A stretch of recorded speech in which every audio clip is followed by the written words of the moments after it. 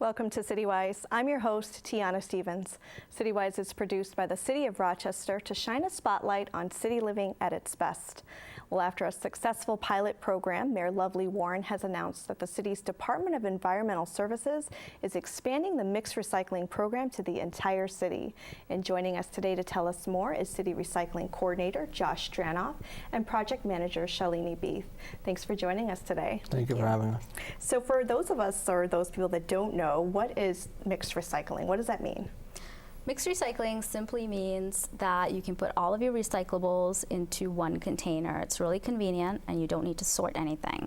As our city rolls out this new program, we'll be providing a new blue-wheeled recycling container to all residents that used to recycle with the box. It's a great container. It's got a weatherproof lid. It holds a lot more recyclables. So residents can really put a lot more recyclable materials in it, and they only need to bring it out every other week for recycling. Wonderful. Yeah, and one other thing is that the more we recycle, the more materials are diverted from the landfill, so we lower greenhouse gas emissions, and we have a cleaner, greener, more sustainable city to live in. Absolutely. And Josh, you were part of the program, the pilot program. You worked on the team to put that in place. Yeah. What did the city learn from that, and which neighbors, which residents were able to take part in that? What did they say about the program? So we started the program back in February of 2015. That's when we delivered the containers to the pilot residents. So that took place on 2 of our routes every day of the week.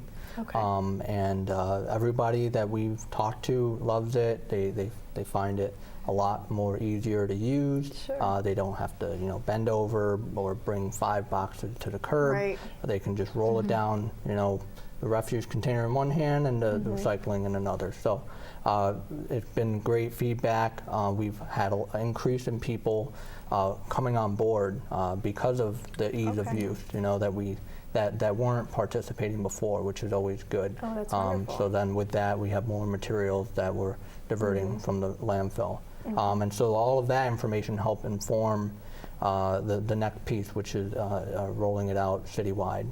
Great. And the containers that are going citywide, the blue ones, are those going to be exactly the same as those in the pilot area?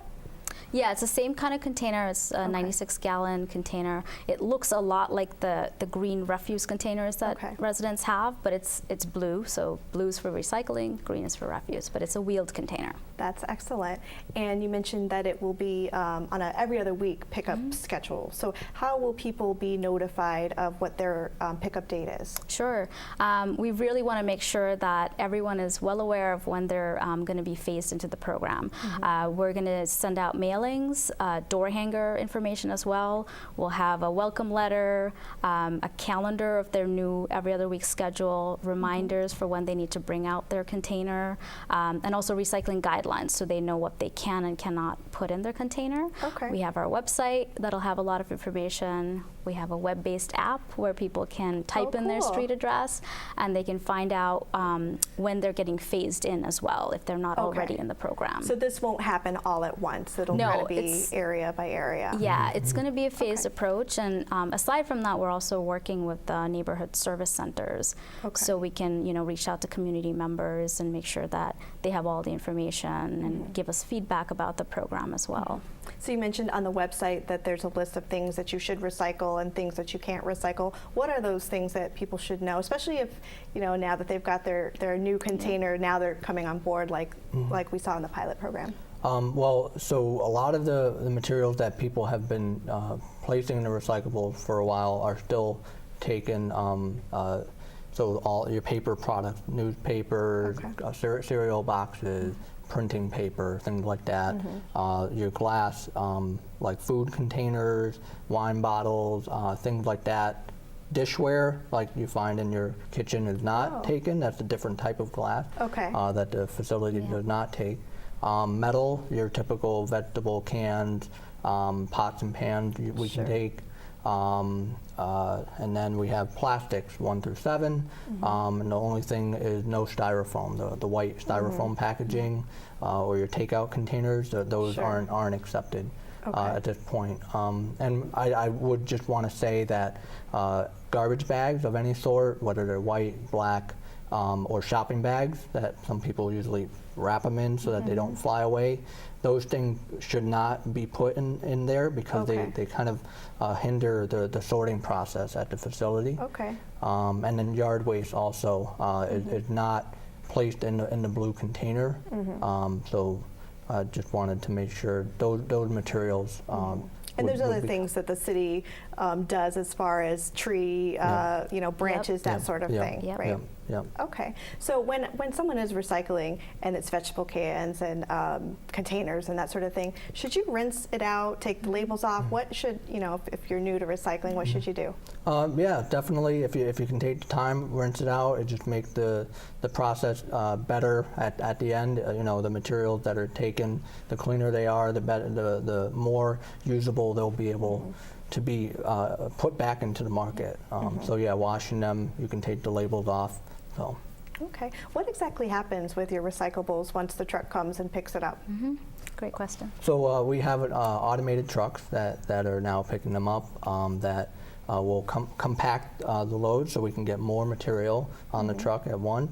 And that is brought to the Monroe County Resource Recovery Facility, which is on Lee Road in the city, and that the truck dumps their load there, and it is sorted by a series of complex machines and people that are separating all the different types of materials that I discussed earlier.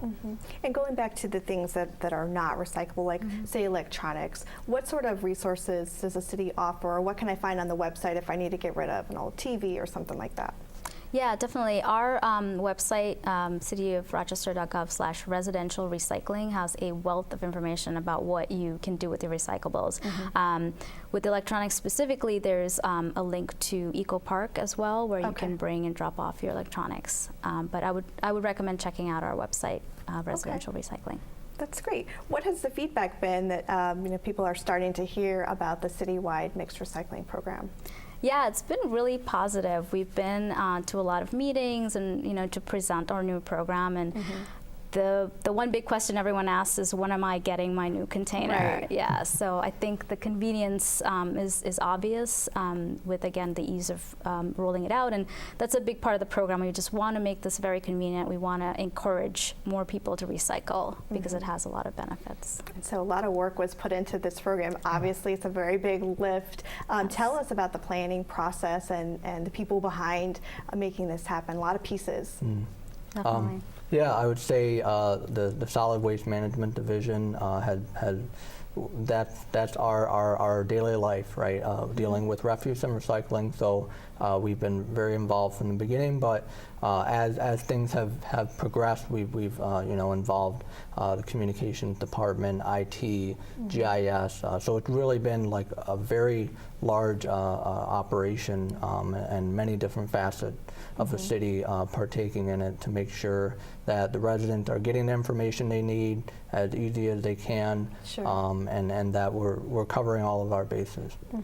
Now, in the process of planning, did you guys visit any other cities or look at what they were doing as far as best practices, that sort of thing? Yeah, so there was a private study that was conducted on our current curbside program a couple years ago, and they compared our operation to cities such as Grand Rapids, Michigan, Springfield, Massachusetts.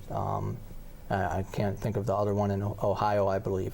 There were similar sized cities, similar weather climate, which is very instrumental here. So they looked at all of those features, and what they recommended was every other week collection with the large wheeled container. So. Okay. How does Rochester compare in terms of other cities of our size? How are we doing recycling wise?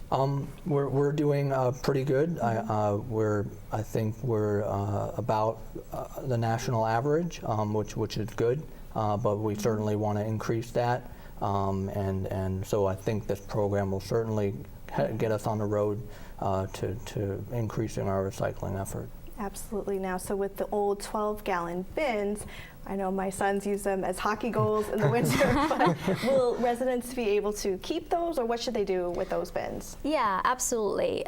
You can keep the old bins, and what we suggest is that you can, use it to kind of collect your recyclables and then dump it into your larger container. To bring them in the house, maybe. Absolutely, you can keep them in your house, in your garage, just to kind of temporarily store your recyclables. Does the program apply to business owners as well? Will they be getting the blue container? Eventually, yeah. So there's also a component of it for business owners, multiple unit residents. The primary focus of the rollout is residential, but absolutely, eventually we want to get everybody citywide the large blue containers so that they can recycle as well, yeah. So I have a very big family, and we do recycle in our 3 bins, and those are overflowing. So if someone needed an extra blue container, the large one, is that something that a resident could ask for or pay extra for, or is it not needed with the big one? So that's a very valid point, and it's great that we have people who are constantly recycling. A lot of the stuff that we purchase nowadays is recyclable, right? So we should see a lot more recycling than refuse. So if you do find that a single family is filling it up on a weekly basis, and they're flattening the cardboard boxes, and you still find that you can't make it to the 2 weeks, certainly give 311 a call, and we'll see what we can do, and we can certainly look at getting a second container for you. Okay. Why is this so important for Rochester? Yeah, it's a great question. We really want to make our city more sustainable, and it comes back to just reducing waste and greenhouse gas emissions. We've all heard about global warming and the negative impacts of it. So rolling out this program citywide and getting more and more participation for recycling is a huge key to our city, and I think really the main benefit is not only the convenience but also making our environment cleaner and greener. Excellent. Well, thank you guys so much for coming on today. Thank you. For more information about the city's mixed recycling program, again, you can visit cityofrochester.gov/residential recycling. And you can always call 311, as Josh said, or 585-428-5990 if you're calling from outside of city limits.